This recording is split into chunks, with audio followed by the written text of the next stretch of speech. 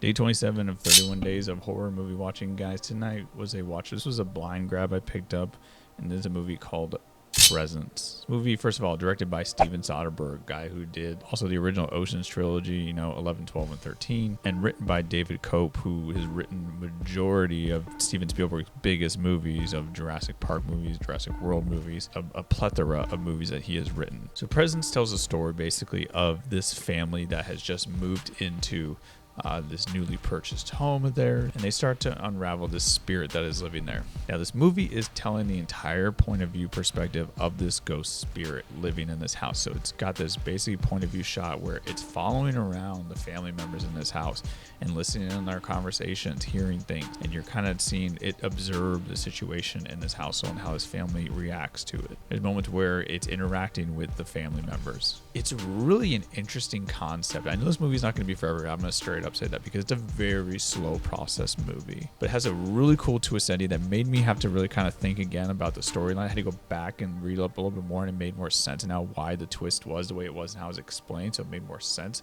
In turn, I thought it was even better then because of that. I think it gives enough time for you to get an understanding of this family and their situation, how their behavior is. They're not your typical get along family. They have their struggles and their battles, especially like the kids, the siblings that fight, the parentals that are in the process of thinking of a divorce, all while this spooky thing is happening in their house and they're battling with whether to believe in it or not. But the ending in the last 5 to 10 minutes I think was really cool, really well done. Really, I feel like I felt very invested and wanting to know how is this going to end up being, the way it's going to go, and then in turn it still wasn't even, I feel like, the definitive ending to it, because then you find the twist after that. I love the visual perspective. I mean, it's super clean and crisp, like the way they maneuver this ghost in this 2-story big house, so it's like very smooth. So it's not like you get footsteps walking, because again, ghosts are supposed to kind of float. They're not going to be like just taking steps up and down, so the camera's bouncing around everything. It's very clean, really nice looking visual effects. It even gives you time to kind of get an understanding and feelings for the ghost, even, and like its emotions that's going through, because of how it reacts to certain situations in the house, where it starts